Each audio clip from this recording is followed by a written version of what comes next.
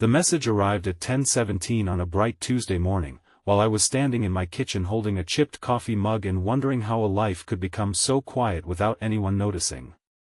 The profile picture beside the message showed a woman with silver threaded through her auburn hair, gentle lines around her eyes, and a smile I had not seen in 38 years. Before I even read her name, my hand began to shake. It was Laurel Whitmore, the girl I had loved when we were 17, the girl who had disappeared from my life without a goodbye, and the woman I had spent nearly 4 decades pretending I had forgotten. Her message contained only 11 words, but they broke something inside me that had survived a failed marriage, my father's death, and years of loneliness. She wrote that she had never stopped loving me, and that she was dying. Before I tell you what happened next, please like, comment, share, and subscribe to our channel if you believe in kindness, forgiveness, hope, and second chances, because sometimes the heart carries a story for a lifetime before it finally finds the courage to tell the truth. My name is Everett Hale, and by the time Laurel found me online, I was 55 years old and living alone in a modest house outside Portland, Maine. I restored antique furniture for a living, which meant I spent my days repairing things other people had decided were too damaged to keep. There was an irony in that, though I avoided thinking about it. My marriage to Caroline had ended 7 years earlier, not because of betrayal or cruelty, but because she eventually grew tired of living with a man who always seemed partly absent. She once told me that even when I held her, she felt as if I were waiting for someone else. I denied it then, because admitting the truth would have made me ashamed. Caroline had deserved my whole heart, and I had given her whatever remained after Laurel vanished. Laurel and I had met during our final year at a small high school in Vermont. She was unlike anyone I had ever known. She carried library books against her chest as though they were treasures, wore paint on her fingers from working in the art room, and laughed with her whole body. I was the quiet son of a mechanic, always smelling faintly of motor oil, certain that someone like Laurel could never notice me. But she did. We spent afternoons walking beside the river, sharing sandwiches beneath a maple tree and talking about the lives we planned to build. Laurel wanted to become an illustrator. I wanted to design furniture. We promised to leave our little town after graduation and attend schools in Boston. We even chose a neighborhood where we imagined renting a tiny apartment with slanted floors and sunlight pouring through tall windows. Then, 3 weeks before graduation, Laurel stopped coming to school. Her family's house was empty by the weekend. Their phone had been disconnected, and the neighbors knew only that they had left suddenly. I wrote letters to relatives whose addresses I found in an old directory, but none were answered. I called for months, then years. Eventually, everyone around me began treating Laurel as a teenage memory I should outgrow. I learned to stop mentioning her name, but I never stopped wondering what had happened. For decades, I imagined every possibility except the one contained in her second message. That Tuesday morning, she explained that her father had discovered our plan to leave Vermont together. He considered my family beneath theirs and believed I would ruin her future. Laurel's mother was ill at the time, and her father threatened to abandon her without medical support unless Laurel agreed to leave town and cut all contact with me. He moved the family to Ohio within 2 days, intercepted every letter I sent, and told Laurel that I had quickly lost interest. When she tried to call my house, her father stood beside her and forced her to hang up before anyone answered. Months later, he showed her a letter that appeared to be written by me, saying I had met someone else and wanted her to forget me.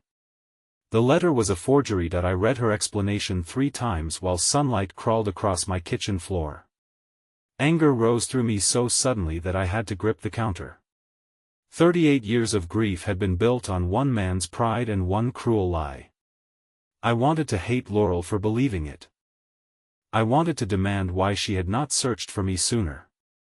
Instead, I stared at her first message and felt the sharper pain beneath my anger. She was dying. Laurel had advanced pancreatic cancer.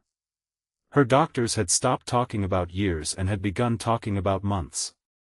She had found my name through an online article about my restoration work. For several days, she had looked at my photograph without writing, afraid that contacting me would reopen wounds I had managed to heal. Finally, her daughter convinced her that silence had already stolen enough from both of us. Laurel asked whether I would be willing to meet her at a botanical garden in Boston that Saturday afternoon. She remembered that we had once planned to visit it together after graduation. I typed several replies and deleted them. The words that remained were simple.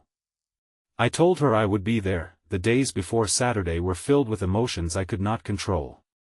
I felt 17 and 55 at the same time.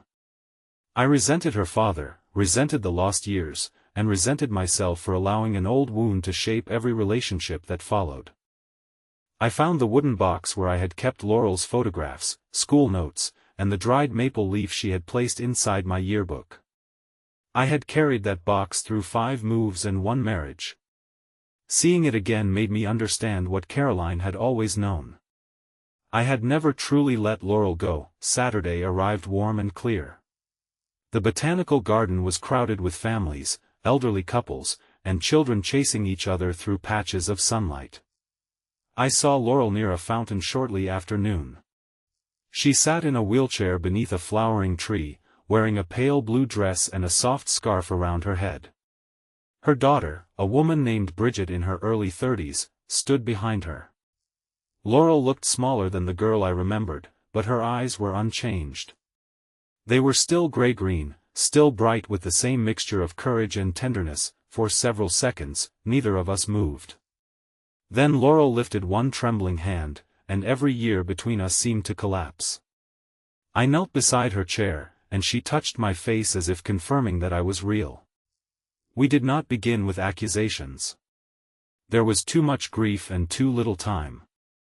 We simply looked at each other while tears moved silently down both our faces. Bridget stepped away to give us privacy, and Laurel told me the rest of her story. After leaving Vermont, she had spent years believing I had rejected her.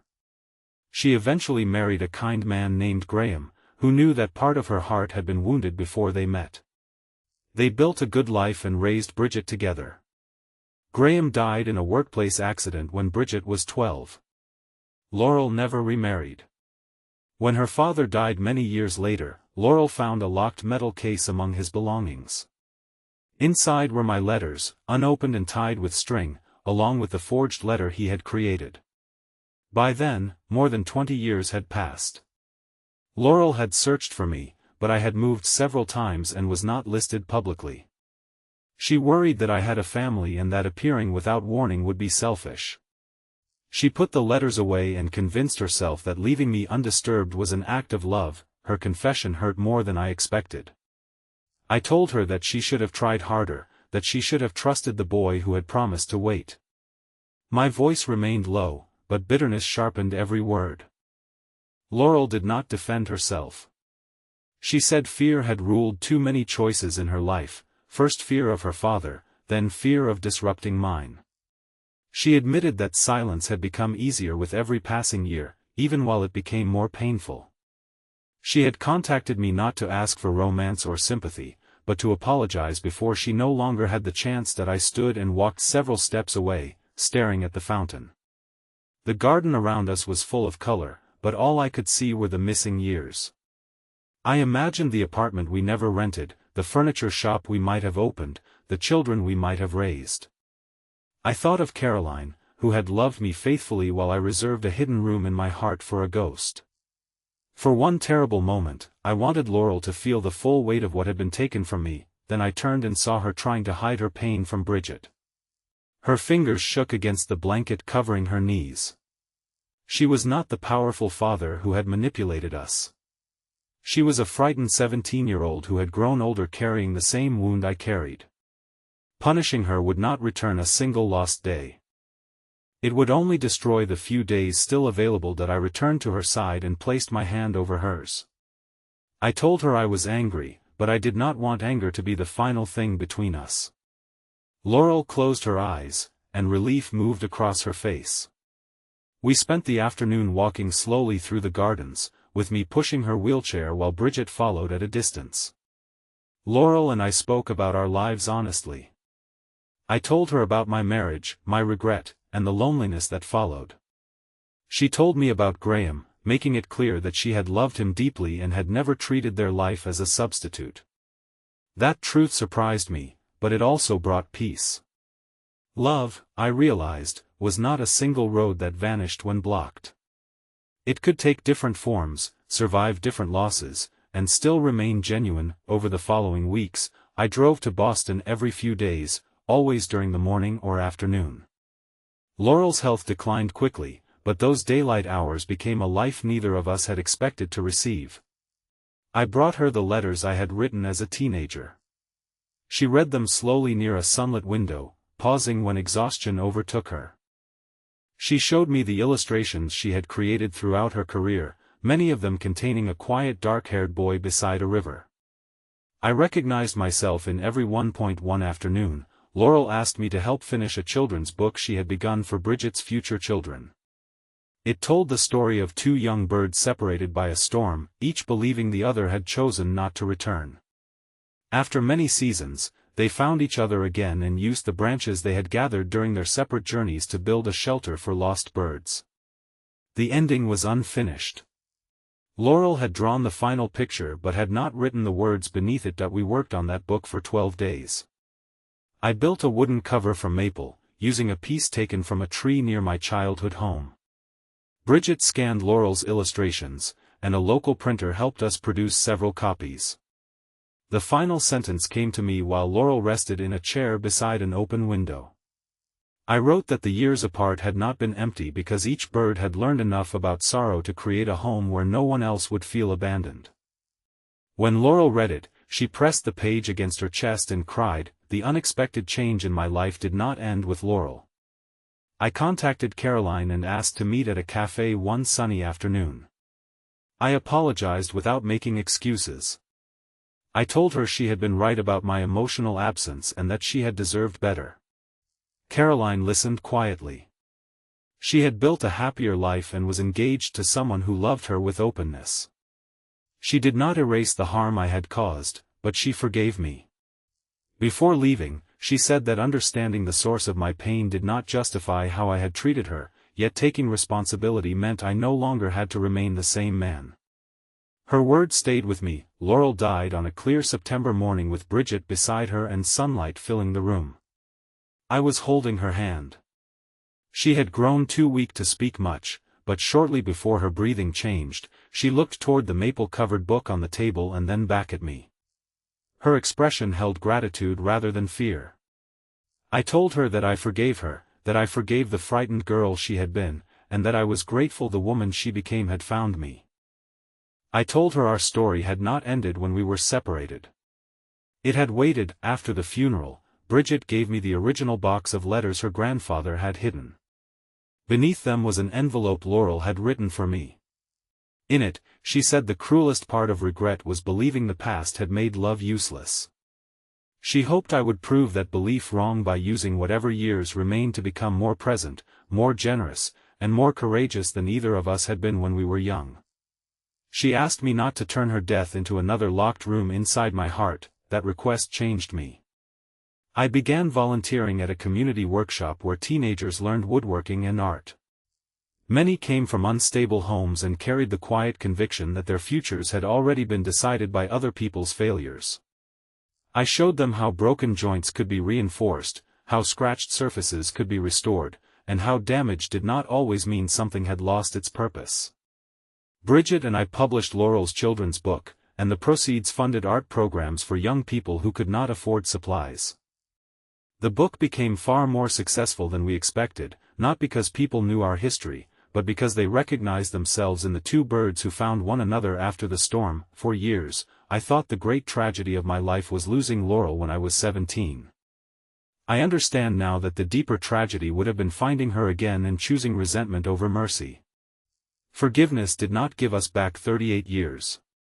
It did not erase her father's cruelty or excuse the fear that kept us apart. It gave meaning to the time we still possessed. It allowed our final months to become more than an extended goodbye. They became a beginning that continued through Bridget, through the book, through the young people at the workshop, and through the man I finally learned to become. Before this story ends, leave a meaningful comment about someone you wish you had forgiven sooner, or tell us what you believe matters most when life offers a second chance. Your words may reach another person who is still carrying pain they were never meant to carry forever. If this story touched your heart, please like this video, leave a meaningful comment, share it with someone who needs hope today, and subscribe to our channel so you never miss another emotional journey. Every Tuesday morning, I place Laurel's book near the window where the sunlight can reach its maple cover. I no longer look at it and mourn only what we lost. I remember the afternoon we walked through the garden, the way her hand rested over mine, and the courage it took for both of us to face the truth. My teenage crush found me online after 38 years, and what she said broke me. But sometimes being broken is not the end. Sometimes it is the moment the walls around a heart finally collapse, allowing forgiveness to enter, hope to return, and love to become something larger than the life two people never had.